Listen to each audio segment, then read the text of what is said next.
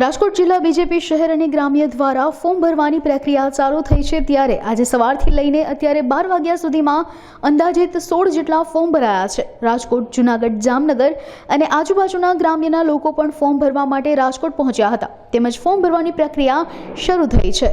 ધરેન્દ્રસિંહ જાડેજા, મહામંત્રી, રાજકોટ જિલ્લા ભાજપ, પ્રદેશ ભારતીય જનતા પાર્ટીના આદેશ અનુસાર આજે ફોર્મ ભરવાની પ્રક્રિયા ચાલુ છે, જે અંતર્ગત આજે 16 જેવા ફોર્મ અત્યાર સુધીમાં હજુ આવ્યા છે અને ઘણા આગેવાનો હજુ ફોર્મ ભરવા માટે ઉત્સુક છે અને ઘણા ફોર્મ ભરાય એવી શક્યતાઓ લાગે છે। એવો કોઈ ચર્ચાનો વિષય નથી, પણ ભારતીય જનતા પાર્ટીના સનિષ્ઠ કાર્યકર્તાઓ અને આગેવાનો પાર્ટીના મુખ્ય પ્રવાહમાં જોડાય અને મા ભારતીની સેવા કરવા માટે તત્પર હોય અને એ અંતર્ગત આટલા ફોર્મ આવતા હોય।